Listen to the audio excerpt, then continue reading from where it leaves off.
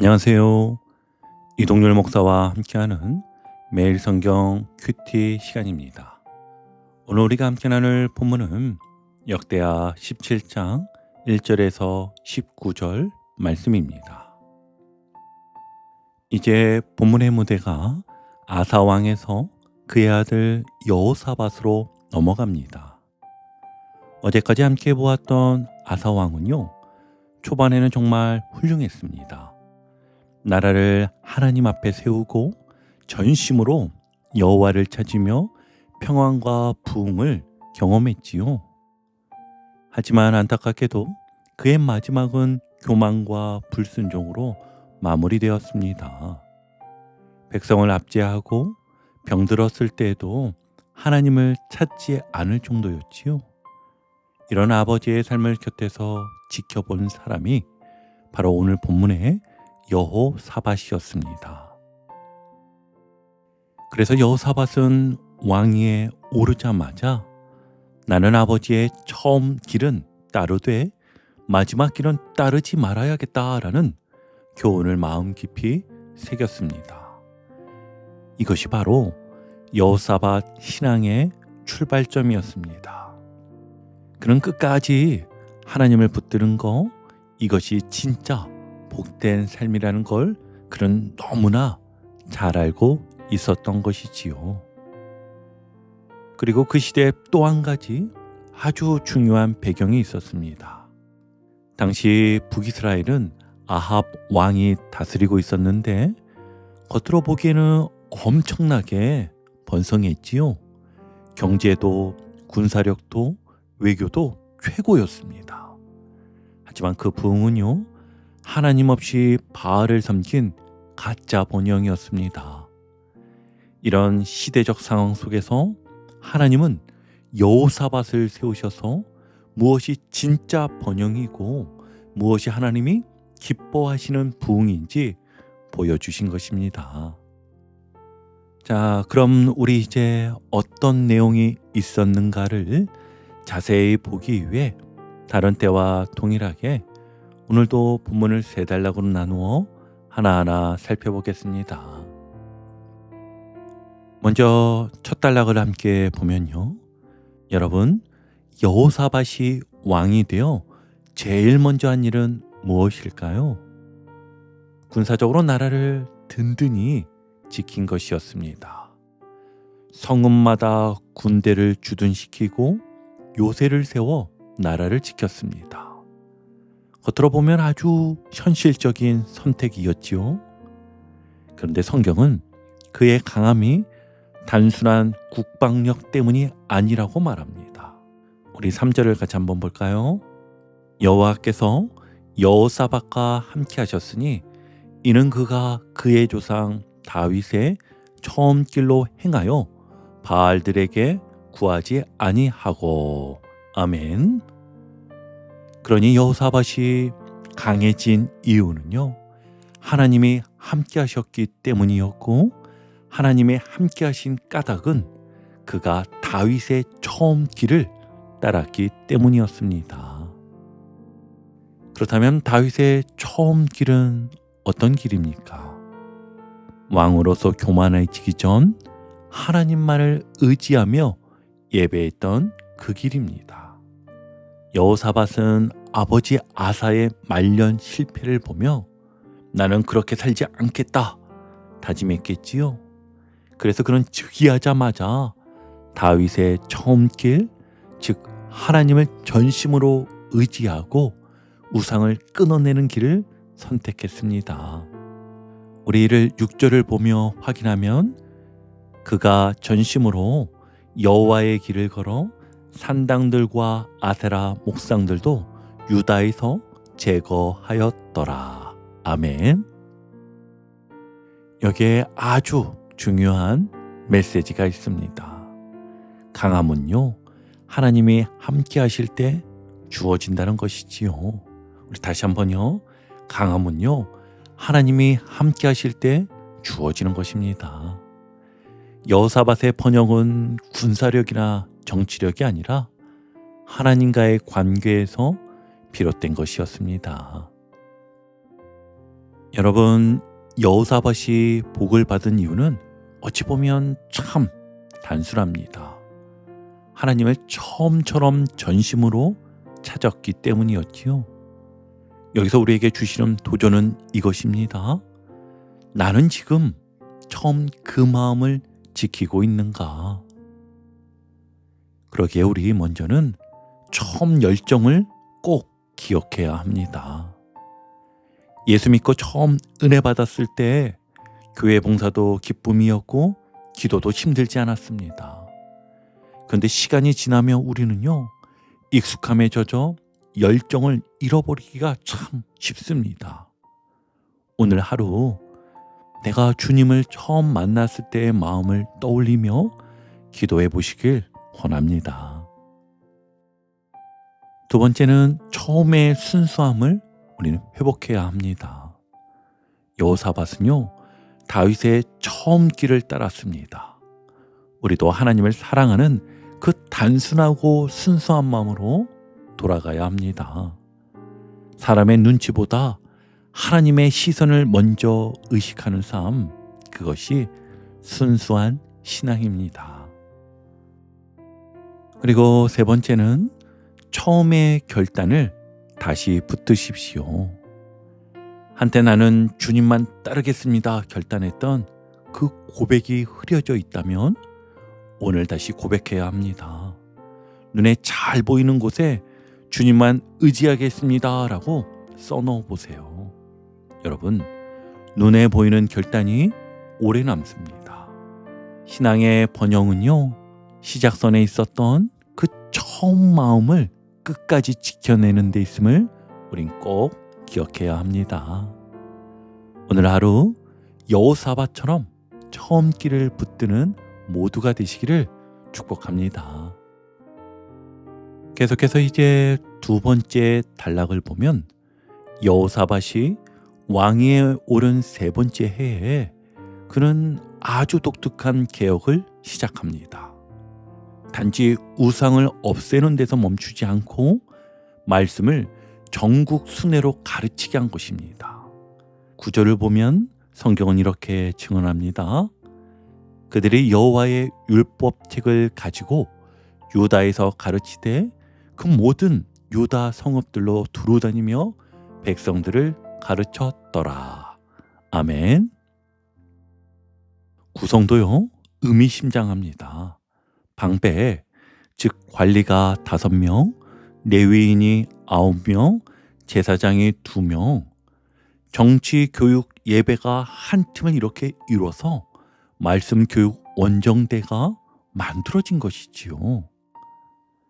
예루살렘 중심의 은혜에 머무는 것이 아니라 골짜기와 시골 성읍까지 찾아가 말씀 접근성을 높이겠다는 것이었습니다. 여러분, 왜 이게 중요할까요? 여호사밧은요, 너무나 잘 알고 있었습니다. 비우기만 해서는 오래 못 간다. 산당을 헐고 아세라를 치워도 말씀으로 채우지 않으면 신앙은 다시 혼합되고 흔들린다는 것을 너무나 잘 알고 있었습니다. 그래서 그는 말씀을 가정, 시장, 성문으로, 즉 직접적인 생활권으로 전했던 것이지요. 이것이 이 시대의 가장 큰 진짜 개혁이었습니다. 그리고 또 하나, 이 개혁 장면은요, 다윗의 처음 길을 백성의 일상의 공동체 표준으로 심는 작업이기도 하였습니다. 신앙을 수도 예루살렘에만 묶어두지 않고 전국이 하나님의 질서 안에 접속되게 만든 것이지요. 정리하면 7절에서 9절은 이렇게 말하고 있습니다. 우상을 비웠으면 말씀으로 채워라. 중앙의 은혜를 지방의 일상으로 옮겨라. 신앙의 표준을 전 국민의 상식으로 만들라. 이로 인하여 남유다는 평안과 번영을 담을 수 있는 그릇이 됩니다. 그래서 곧이어 10절에서 11절을 보면 평강과 존중이라는 열매가 따라오지요. 말씀이 번영의 기반을 만든다는 이 메시지가 본문 속에 너무나 선명합니다. 여러분, 여호사밧의 개혁은요, 단순히 우상을 치우는 데서 끝나지 않았습니다. 비운 자리를 말씀으로 채우는 것이 진짜 개혁이었지요. 오늘 우리 교회와 가정에도 똑같은 필요가 있습니다. 우상을 버렸다면 당연히 이제는 말씀을 심어야 합니다. 그렇다면 여러분, 어떻게 할 수 있을까요? 먼저는 말씀팀을 운영해 보는 겁니다.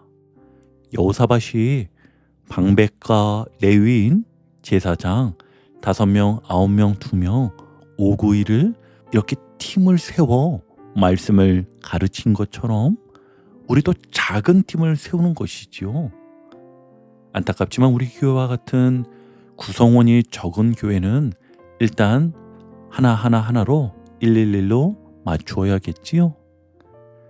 평신도 리더 5명, 아니면 작은 교회 같은 경우는 1명, 말씀교사 9명 혹은 또 1명, 예배 인도자 2명, 작은 교회는 1명, 이렇게 모여 주중 저녁이나 주말 오후에 동네 권역을 순회하는 것입니다. 가정과 사업장 신방도 하고요. 장소는 거창할 필요가 없습니다. 집에 작은 거실이나 동네 카페나 심지어 가게 한쪽 자리, 학원의 빈 교실도 괜찮습니다. 중요한 건 말씀을 찾아가 전하는 것입니다. 저도 정말 꼭 하고 싶은 일인데요. 함께 기도하여 개혁을 이루어 나가길 소망합니다. 그리고 두 번째는요, 이때 핵심 교재는 성경 본문이어야 합니다. 복잡한 교재가 아니라 매일 성경 오늘 본문을 함께 낭독하고 3가지 질문을 나누는 겁니다. 예를 들면 오늘 2번째 단락을 함께 낭독하고 오늘 본문이 말하는 참 번영의 길은 무엇일까요? 왜 비우는 것으로는 부족할까요? 우리 동네에서 말씀을 어떻게 채울 수 있을까요? 그리고 나서는 함께 암송할 말씀 한 구절을 정해서 모두가 그 말씀을 가슴에 품고 돌아가는 겁니다. 분명 말씀의 역사가 더 크게 우리 안에서 일어날 것입니다. 그리고 3번째는 생활권에 맞는 말씀 접속 방식을 스스로 만드는 것입니다. 직장인은 출퇴근 시간 혹은 점심시간 동안 말씀을 읽고 묵상합니다. 가정은 식탁에서 밥 먹기 전 성경 5분을 낭독하고 아이가 질문하면 부모가 짧게 답하는 겁니다. 청년과 청소년은 등교나 혹은 청년 같은 경우는 출퇴근길이 되겠지요. 본문 오디오 성경이나 유튜브 매일 성경 영상을 보고 그날 받은 은혜를 문자 한 줄로 리더에게 보내는 겁니다. 길게 어렵게 할 필요 없습니다. 자주 가까이 하는 게 여러분 더 중요합니다. 여러분, 여호사밧의 번영은요, 말씀을 온 땅에 채웠기 때문에 가능했습니다. 오늘 우리 교회와 가정도 이 말씀 순회를 통해 다시 한번 세워지길 주의 이름으로 소망합니다. 자, 이제 마지막 3번째 단락인데요. 3번째 단락의 시작인 10절로 넘어가면 분위기가 확 바뀝니다. 10절을 같이 한번 볼게요. 여호와께서 유다 사방의 모든 나라에 두려움을 주사 여호사밧과 싸우지 못하게 하시매. 아멘. 전쟁이 안 나게 하셨다는 말이지요. 싸워서 이긴 게 아니라 싸움이 일어나지 않도록 하신 것입니다. 이 평강은요, 즉시 눈에 보이는 존중으로 이어졌습니다. 그래서 11절을 보면 블레셋 사람들은 예물을, 아라비아 사람들은 양과 염소떼를 바칩니다. 스스로 알아서 고개를 숙이는 형국이었지요. 그러니까 하나님을 경외하는 한 사람의 통치가 이웃나라의 태도까지 바뀌는 것입니다.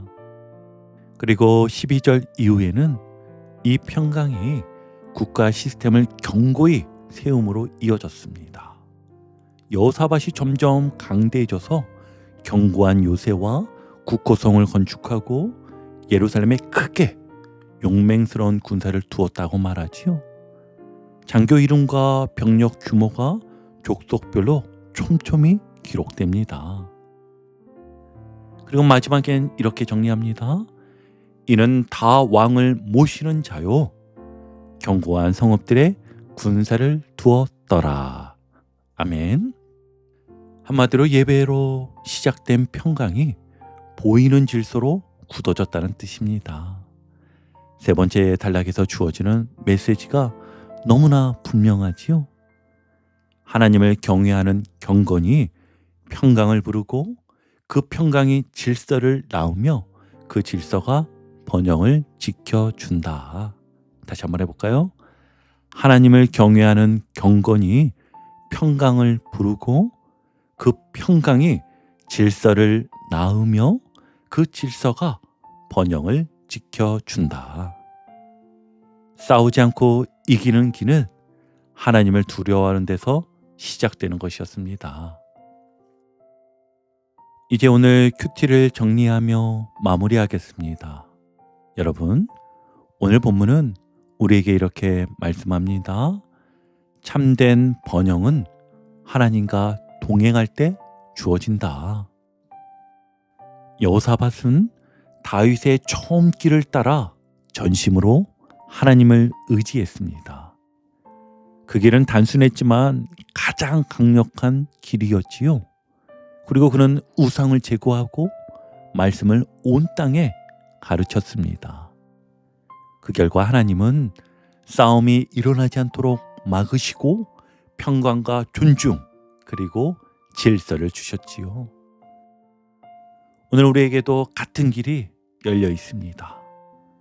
내 삶의 처음 길을 지키고 말씀으로 생활을 채우고 주님이 주신 평강을 질서로 세울 때 우리의 가정과 교회, 공동체도 싸우지 않고 번영하는 복을 누리게 될 줄 믿습니다. 여러분, 오늘 하루도 하나님과 동행하는 그 길 위에 서서 주님이 주시는 평강과 번영을 누리시길 주님의 이름으로 축복합니다. 오늘도 복음의 기쁨과 확신으로 승리하는 하루 되시길 축복합니다. 함께 해주셔서 감사합니다. 내일 큐티 시간에 다시 뵙겠습니다.